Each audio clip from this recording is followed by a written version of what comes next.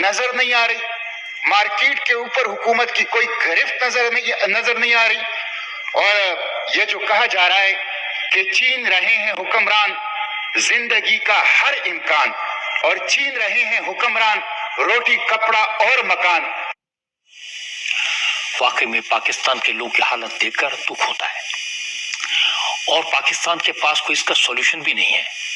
IMF अगर पाकिस्तान को 1.2 billion dollar का कर्ज दे भी देता है तो भी इससे पाकिस्तान का भला नहीं होने वाला, क्योंकि इससे पाकिस्तान का खर्च 2-3 हफ्ते और चल जाएगा।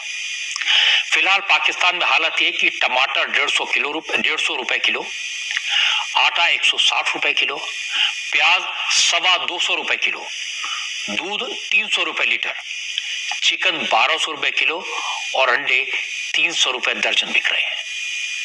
लोगों के पास न रोजगार है न 2 वक्त की रोटी, इसलिए अगर खाने पीने की चीजों के दाम कम नहीं हुए तो बगावत हो जाएगी, हिंसा फैल जाएगी।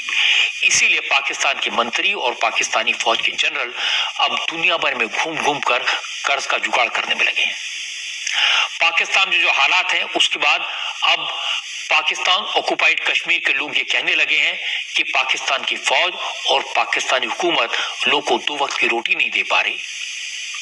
पीओके में हालत और ज्यादा खराब है, इसलिए पाकिस्तान को पीओके पर किया गया कब्जा छोड़ देना चाहिए, ये वहां के लोग कह रहे हैं।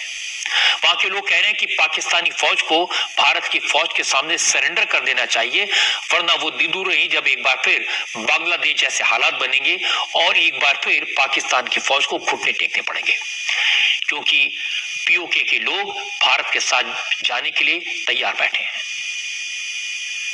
I think the time has come for India to prepare another instrument of surrender for Pakistan Army, because the situation in Pakistan is getting grimmer by the day, especially in Pakistani occupied Jammu Kashmir and Pakistani occupied Gilgit-Baltistan. People have no flour, their staple diet.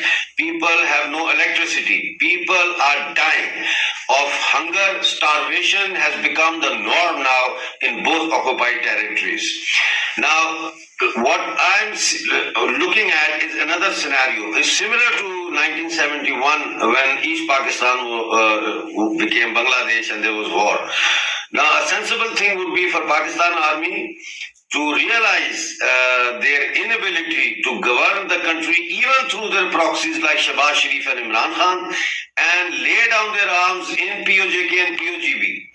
And at the line of control and line of action control, actual control, Pakistan Army should meet with the Indian Army officials and sign on the dotted line of the instrument of surrender. जिनकी बात आप सुन रहे थे इनका नाम अहमद मिर्जा है, PoK के रहने वाले हैं। पीओके के लोगों के हक के लिए पाकिस्तानी फौज के जुल्मों के खिलाफ आवाज उठाते रहते हैं। अमजद मिर्जा फिलहाल स्कॉटलैंड में रहते हैं। अमजद मिर्जा जो कह रहे हैं वो पीओके के लोगों के दिल की बात है, लेकिन दिल में कुछ भी हो, आज का जो वर्ल्ड ऑर्डर है उसमें इस तरह का मिलिट्री एक्शन आसान नहीं होता, और मिर्जा जो कह रहे हैं उसकी भावना को समझने की जरूरत है। पाकिस्तान के कब्जे वाले कश्मीर में, गिलगिट और बलूचिस्तान में लोग भूख से मरने लगे हैं। आपने सुना है न रोटी है, न कपड़ा है, न बिजली। ऐसी परिस्थितियों में लोग वायलेंट हो रहे हैं, मरने मारने के हालात पैदा होने लगे हैं, और पाकिस्तान में ऐसी इंस्टेबिलिटी भारत की अच्छी बात नहीं है। वहां होने वाले वायलेंट प्रोटेस्ट, वहां होने वाले आतंकवादी हमले भारत के लिए मुसीबत बढ़ाते हैं। पाकिस्तान की वजह से हमने बहुत सफर किया है, और वक्त आ गया इस मसले को हमेशा हमेशा के लिए खत्म किया जाए।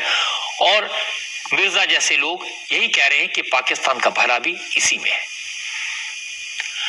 अब बात करते हैं अपने देश की सियासत की। आजकल यूपी और बिहार में जाति की राजनीति जबरदस्त गर्म है।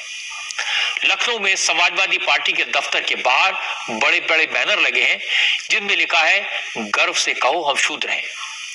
सुनने में थोड़ा अजीब लगेगा, लेकिन वाकई में लखनऊ में समाजवादी पार्टी के हेडक्वार्टर के बाहर इसी तरह के बैनर पोस्टर लगाए गए हैं। हमारी संवाददाता रुचि कुमार ने बताया कि समाजवादी पार्टी के दफ्तर के बाहर इस तरह के बैनर पोस्टर समाजवादी पार्टी के महासचिव डॉक्टर उत्तम प्रकाश सिंह पटेल की तरफ से लगाए गए। पोस्टर्स पर समाजवादी पार्टी के महासचिव ने अपने नाम के आगे बाकायदा शूद्र लिख भी दिया है। असल में उत्तर प्रकाश पटेल समाजवादी पार्टी के दूसरे महासचिव स्वामी प्रसाद मौर्य के सपोर्ट में मैदान में उतरे हैं।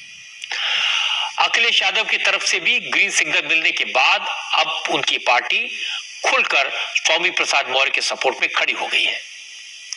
स्वामी प्रसाद मौर्य पहले रामचरितमानस की चौपाइयों को पिछड़ों और दलितों के खिलाफ बता रहे थे। पार्टी का सपोर्ट मिलने के बाद हौसला बढ़ा, 2 कदम आगे बढ़ गए। अब उन्होंने खुलकर वोट की बात शुरू कर दी है। स्वामी प्रसाद ने कहा कि रामचरितमानस को लेकर उनके बयान का जो लोग विरोध कर रहे हैं वो उन 3% के साथ हैं जिन्होंने 97% लोगों पर जुल्म किए, अपमान किया। स्वामी प्रसाद मौर्य ने कहा कि पिछड़े, दलित, आदिवासी और महिलाओं की संख्या 97% है, 97%, और वो इन 97% के स्वाभिमान का मुद्दा उठा रहे हैं।